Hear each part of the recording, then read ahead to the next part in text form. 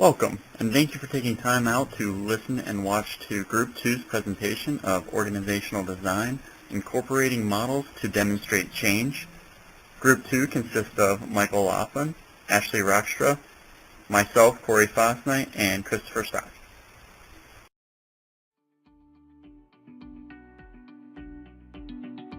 At Cates Kessler, we're often asked, what is organization design? We find it best explained by talking about the what and the how. Let's start with the what. We use Jay Galbraith's STAR model to describe the elements of organization design. It begins with strategy. A clear strategy provides a defined goal and lays the path to get there. It outlines how we'll grow and compete in our markets and defines choices we'll make about what we do and don't do. Once we have a clear strategy, we need an organization to get us there. What are the unique differentiators our organization must have? What must we be able to do better than our competitors? The answers to these questions determine the capabilities that we need for our organization to execute the strategy. Leaders have 4 tangible levers to adjust to create an aligned organization. The first is structure. How should we organize? What are the key roles? How should power be allocated? What kind of structure should we use as the primary architecture of the organization? While structure is very important, it is a powerful but blunt instrument. Structure alone is not enough. Every structure creates silos or boundaries between people working together. To cross these boundaries, we turn to our second lever, process. We need ways to knit the organization together. Decisions need to be made about how work flows between roles and how decisions are made.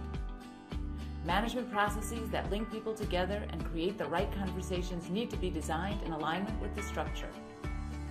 Third, we need to consider metrics and rewards, which are often underutilized in organization design. Metrics and rewards tell people how they'll know whether they are successful. At a business level, we need to determine how to measure success. At an individual and team level, we need to create incentives that guide behavior to reach our goals. None of this is possible without people. The final lever is people practices. What talent and profiles are needed? What competencies do we need in order to execute our strategy? What HR processes and routines will build those capabilities and competencies and ensure we are attracting and retaining the right people? We are often asked, why isn't culture a part of the STAR model for organization design? Culture is an important part of organization design. It should be considered as part of strategy development. We suggest leaders identify what behaviors will be most important in achieving our strategy. What will it feel like to work in our organization if we are successful? However, you can't design culture directly. It is an outcome of the way the organization works. That's why we say alignment of an organization is what determines its effectiveness. Our goal is to create an organization that brings out the best in people and makes it easy to do the work that will accomplish our strategy. Let's move on to the how of organization design. Designing organizations is complex and challenging work encompassing many decisions. To do it well, you need a process. At Cates Kessler, we use the 5 milestone organization design process. We begin by understanding the current strategy, the capabilities required to execute the strategy, and the current operating model. This knowledge then informs work in each of the 5 milestones. In milestone 1, business case and discovery, we determine what problem we're trying to solve, the organizational implications of the strategy, and the gap between where we are and where we're trying to get to. From there, we can start our strategic grouping and integration work. Think structure and process together.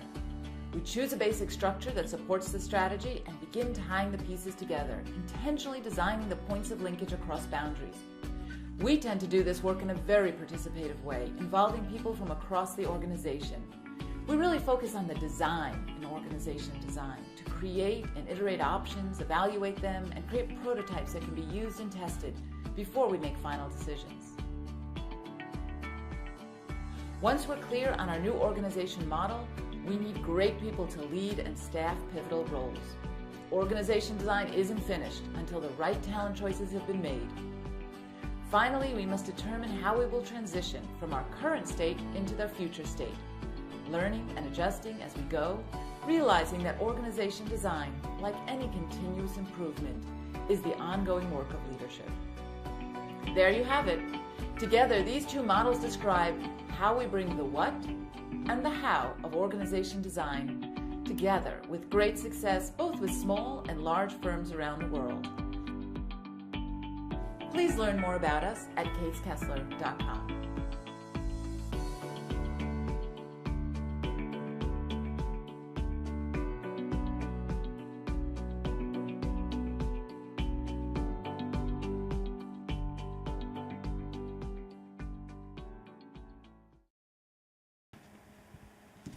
What is organizational culture?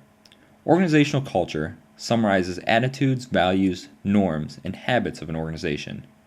Essentially, it replicates the values and principles that are set forth in that organization. Studies show that managers, top leaders, understand the importance culture has on employee satisfaction, but fail to realize the impact they have on shaping it. As leaders, we need to model the proper behavior and lead by example. What's the element that you want to improve, and what do you intend to do to improve it? You're breaking a new path. Learn from your mistakes. Let people know that you're learning from your mistakes. This is a process. You're turning the battleship. You all seem very hopeful and enthusiastic, but you all seem to recognize the challenge ahead of you. The change is challenging. And leadership is challenging too. So when you put the two together, you're kind of right in the crosshairs. So we're going to talk about change, what people expect from their leaders, and then to connect the dots. Change is, for most people, hard. Change is difficult. It makes them anxious. They don't like it.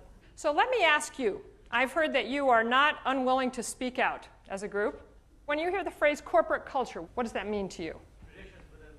Traditions within the company. What behavior is accepted and what isn't? Accepted and what isn't. So I'd like to offer you a definition that I think really incorporates a lot of what you've said. Patterns of accepted behavior and the beliefs and values that promote and reinforce them. The way we think it's okay to behave in our company, that's patterns of accepted behavior. And then those don't exist in a vacuum. So what are the beliefs that we have and the values that we have that reinforce and promote and underlie those behaviors? So if you look at these as the three important component parts of culture, then if you're going to change culture, you're going to have to figure out how to change one or more of these things.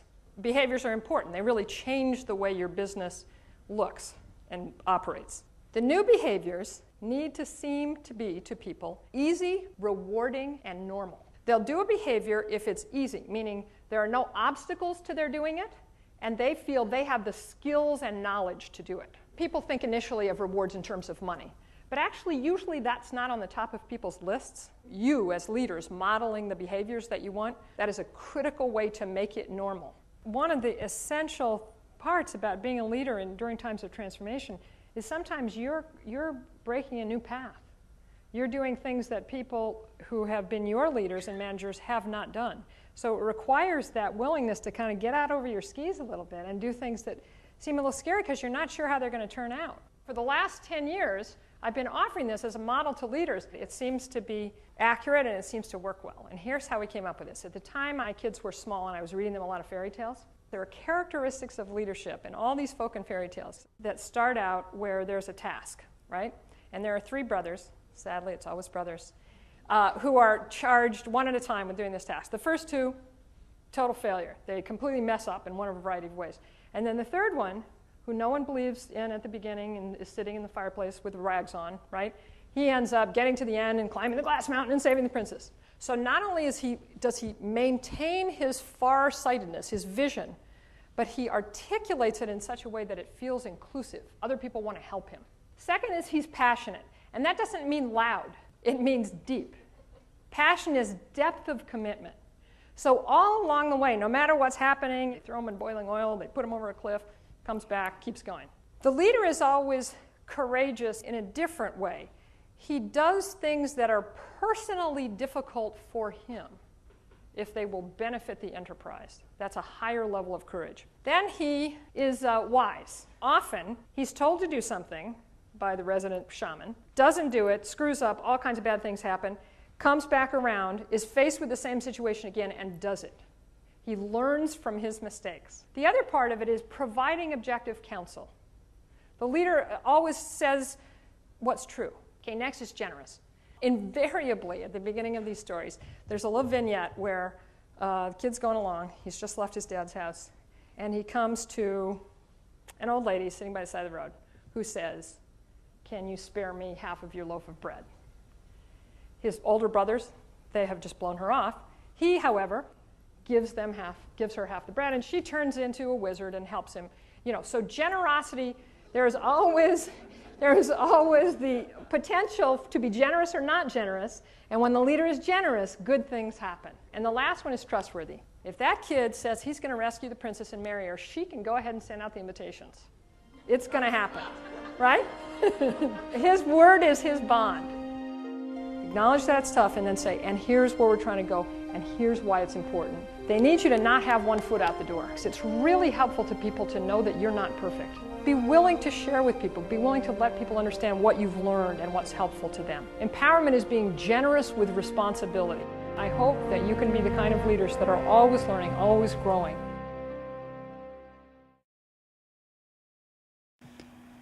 As noted in the previous slide, senior management has an essential role in shaping organizational culture. Noted on this slide are a few traits that are associated with a positive organizational culture. It would be our hope that senior management would exhibit these traits. The first one is going to be trust. The definition of trust is walking the walk, displaying reliability, and making ethical decisions. The second trait that's associated with a positive organizational culture is empowerment. Essentially, empowerment gives the employee the ability to make critical decisions. Employees want to be part of the process, and empowering the employee gives them a feeling of self-worth. I'm currently involved in a lean management initiative, and just speaking from experience, it makes me feel good as an employee to know that the company values my opinion. These traits can also impact the bigger picture and help with employee retention, also reducing costs on the bottom line. As noted in the previous slide, trust and empowerment are both essential to a positive and strong organizational culture. Listed on the slide are a few benefits associated to both of those traits. The first that we'll discuss is trust. First off, trust is a direct link to employee performance and success. Employees want to be able to trust the managers and the people that they work with. Trust is also a confidence shown by management, and it's also a foundation for a strong organizational culture. Empowerment is the second trait, and a few of the benefits noted. It's necessary for a positive work environment.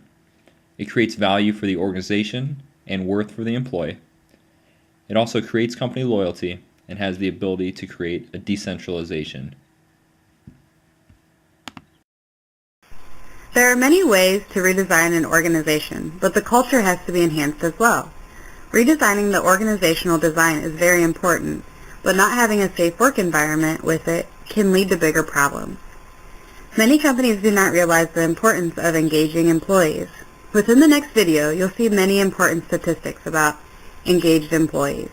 The video compares a satisfied employee versus an engaged employee. These two comparisons may sound very similar, however the meanings are significantly different. The video shows that satisfied employees are there to get, while engaged employees are there to give. What a powerful concept. A few statistics that really stand out within the video are 480% of highly engaged employees are more committed in helping their company succeed, but employees with lower engagement are 4 times more likely to leave their jobs than those who are highly engaged.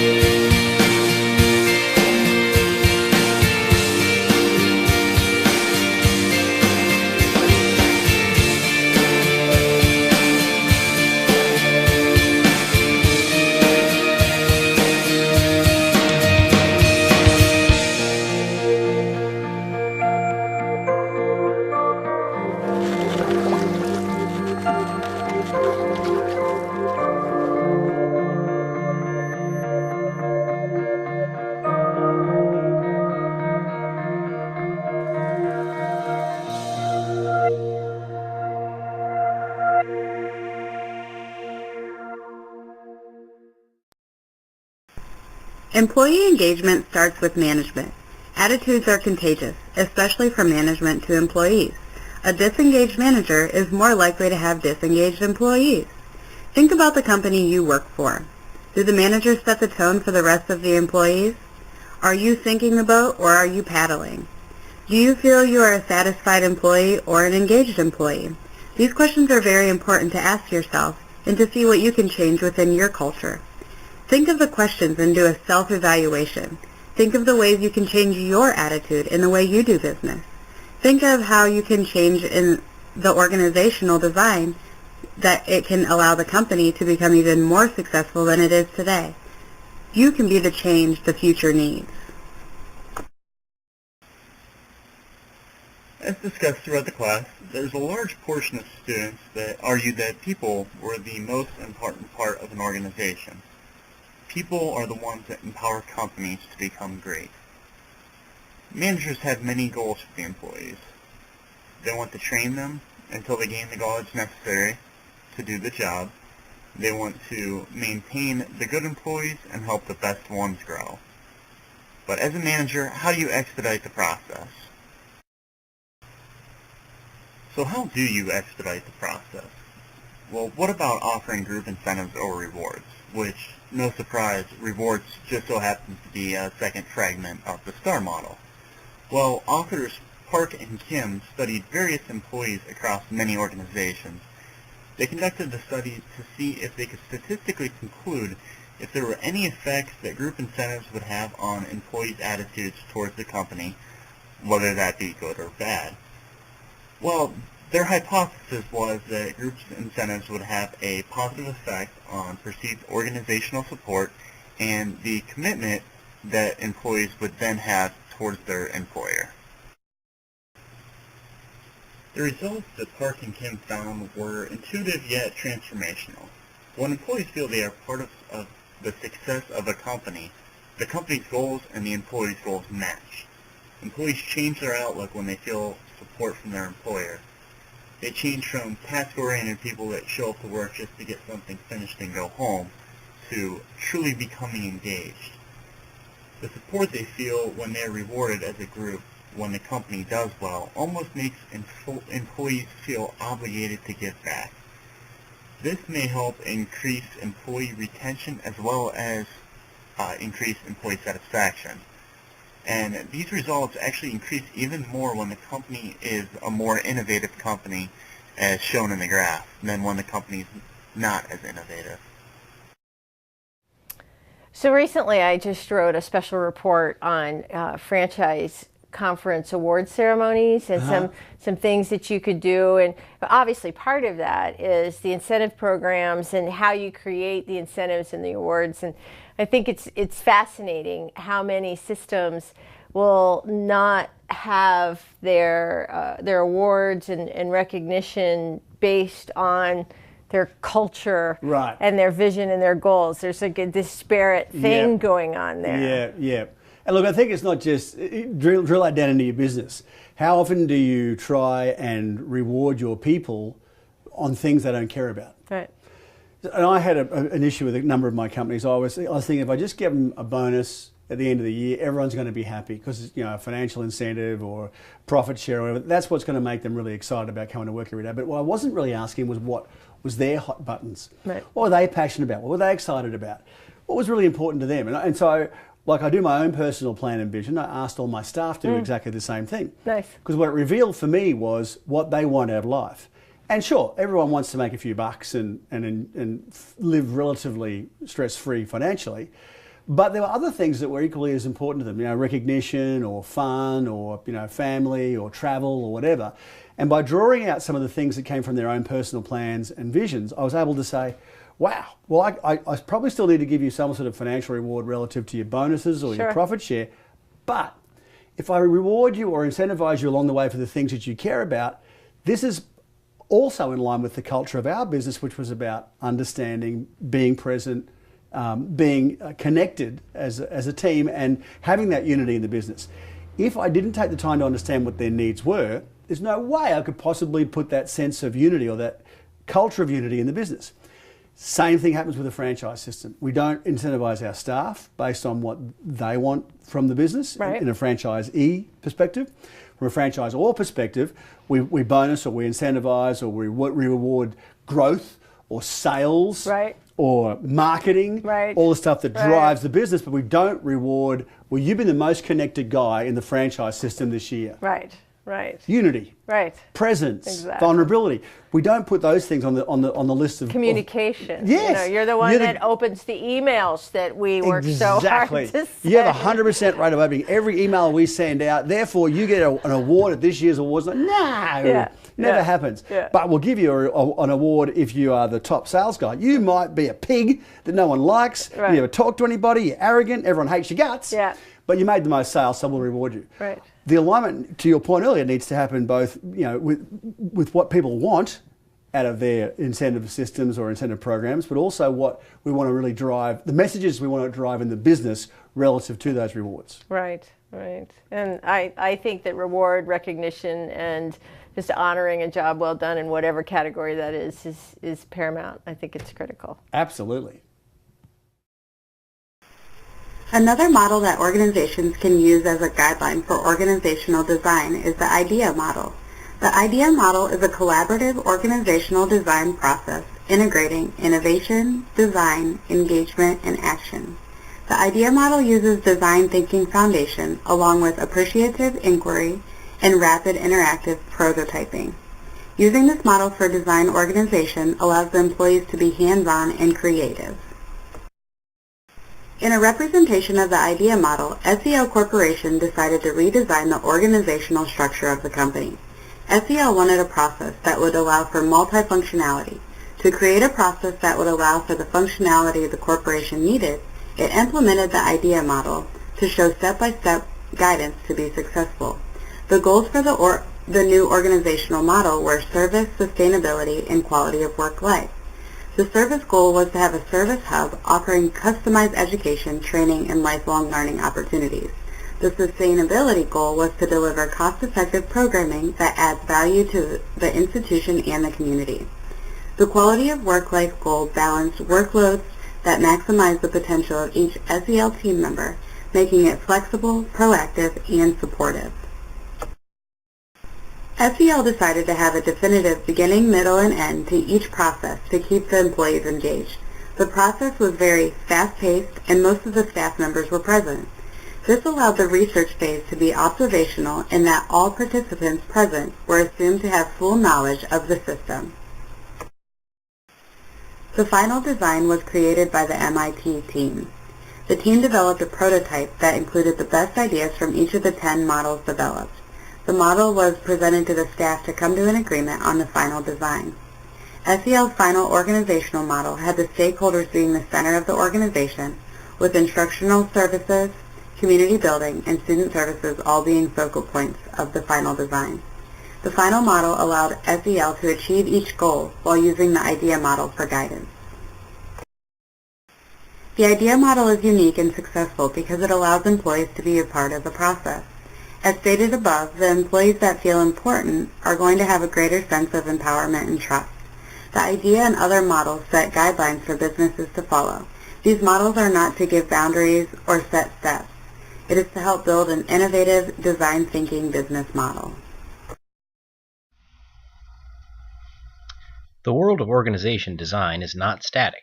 It evolves over time as people and organizations learn about themselves and their operations. Organizations need to be aware of these changes in order to take full advantage of them. A recent article by Alan Meyer in 2013 highlights several recent developments in the organizational design space that are relevant to the present discussion. The first consideration deals with assumptions about organization. There is an evolving notion that organizational design can be more flexible and fluid than was previously the case, particularly in today's fast-paced business world, where quick reactions are critical.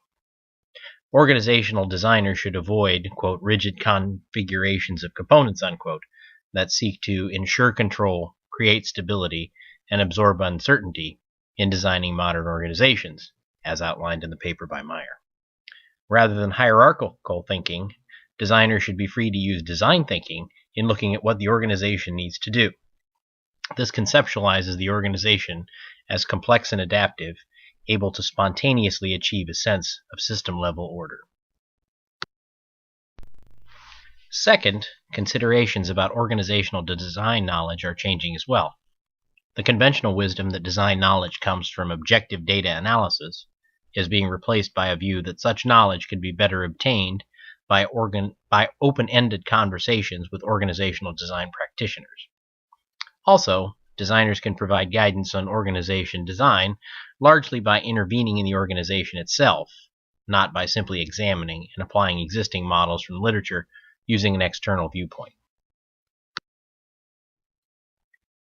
Finally, there are changes to conventional wisdom about how action should be taken in an organization's design. Instead of changing organizations episodically, as is frequently done in most organizations that see periodic reorganizations, organization design should be undertaken as a continuous process, evolving the organization over time. So what does this imply for the modern organization? Chiefly, it means that an organization should be flexible in order to respond to a complex and changing world. Designs of such organizations should be accomplished by interacting with those who know it best, the people who are most involved in it. And redesign of the organization shouldn't wait for the end of the fiscal year or the change in CEO. It should be done to some extent every day. Oh, I love my job.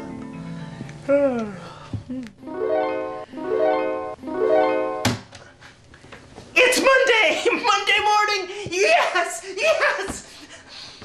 Yes! It's Monday! It's Monday! Yes! I can't wait to go to work!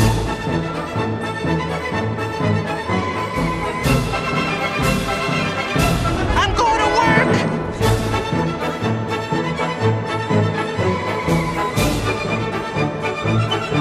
Yes, I'm going to work!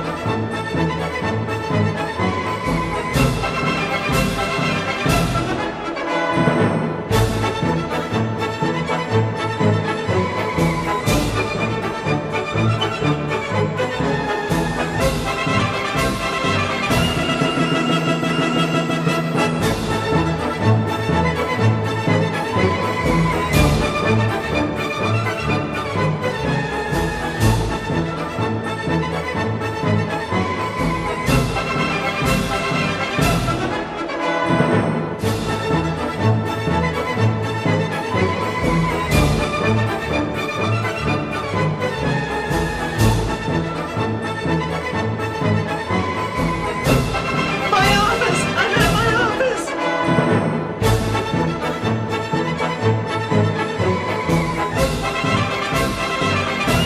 Yes!